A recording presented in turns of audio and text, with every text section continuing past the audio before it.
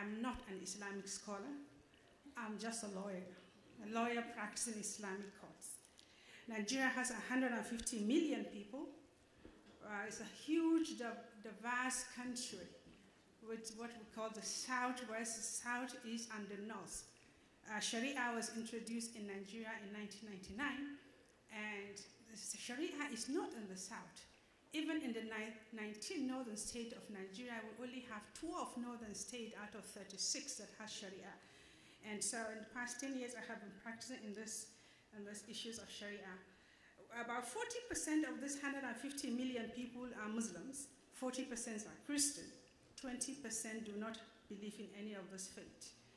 Among these are many challenges. We now have the introduction of the Islamic Sharia. We also have 250 languages in the country and over 400 dialects. So I have practiced within Sharia. Let me stress this. Whatever I'm going to tell you is to work within the Sharia system that was introduced in 1999. Now, what happened in 1999 was when they introduced Sharia, they introduced new offenses and new punishments. Some of the offenses that were introduced was that we always had Sharia before 1999, which was only limited to civil matters. So what we had in 1999 was the introduction of some criminal aspect into what has always been civil Sharia. And this includes when you drink, you will flog. When you commit adultery, you'll be sentenced to death by stoning.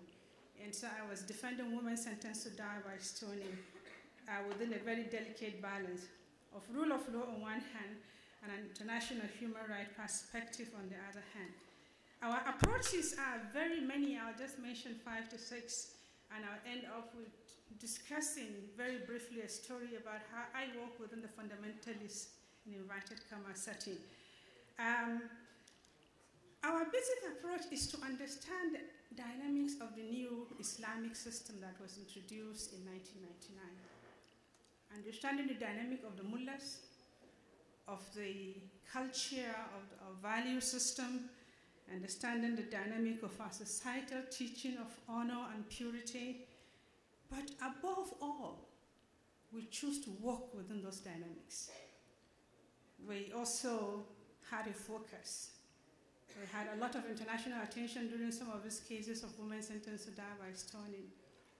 And our focus is only one, and one alone, which is the law and its rule. We refuse to get into discussion as to, don't you think what is happening is West versus Islam? Or don't you think it's clash of civilization? But that we don't know. One thing we knew when we were doing these cases was we had a woman sentenced to die by stoning, and we were using Sharia to defend her. We thought in a very large perspective with our support of Lawyers Without Borders globally, and we were trying to act locally. So how would that apply? Thinking globally and then acting locally. We did pay attention to details. We were very firm when it needed to be firm. We were flexible when we needed to be flexible. We work within our extremist and inverted comma setting. We engage them. We didn't feel hurt. We didn't distrust them. Even when we feel hated, we thought we were doing the right thing. When we feel persecuted, we thought we were doing the right thing and we held on. And let me end up by telling you the story of how we work within the mullahs. So in 2003, I was asked a question by a BBC reporter, and it was a very simple question. Do you think stoning to death is in the Quran? And my answer was also simple. I do not think so. And so this was played and played and played in BBC Hausa. And of course, BBC Hausa is not only broadcast in Nigeria, it's broadcast within the western coast of Africa. And I got answers back about Islamic mullahs. And what they said to me was that I was anti-Islam and I was anti-Sharia. What that means is could be that I could also be good to die. And I decided that I wanted to meet with the mullahs. So I asked the reporter that interviewed me if he can introduce me to the mullahs. And he, after a lot of hesitation, said, I will, but I will not be responsible to you. before introducing you to the mullahs. And he was very generous. He introduced me to them, and they decided to see me, but they decided to see me in the mosques. I am not properly dressed to enter the mosques. We have to be sensitive. And I was completely dressed from my fingers to my toes when I went in to see them. There were 8 mullahs. I walked into the hall, a huge mosque in Abuja, and they were sitting at the end of the hall. And when I came in, there was a chair at the side of the hall. I did not sit on the chair. I walked toward them.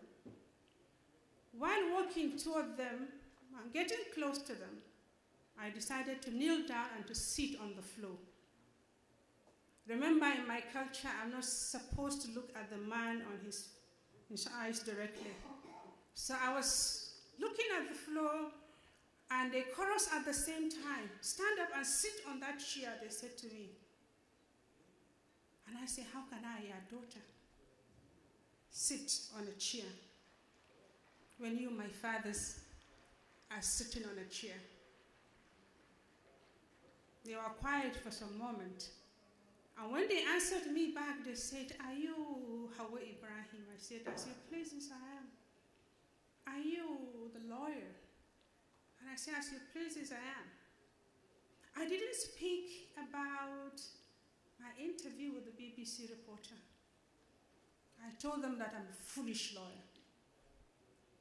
I told them that I'm a silly lawyer. I told them that I'm out there to do some good in the society, I hope. But I think I'm not getting it right. And I came to get their wisdom. And I wanted their knowledge. I'll tell you 2 things I got from them. I got their ears. They listened to me. These are the mullahs that didn't want to see me for months on end before that period. But they didn't only listen to me, they said to me 2 things. We will not publicly oppose what you're doing, but we'll also not publicly support what you're doing. It is a major security statement for what I was supposed to go out to do. But to end this story is to tell you that it's not all about religion or race or sex. It's not about our creed or our backgrounds. It has been well stated all through the conference. There is a very powerful force that put us together here and beyond. And that is our humanity. That is our human dignity. That is the respect of the worth of our humanity. And if one thing you will leave this whole with is that you can make a difference, even by just a smile. Thank you.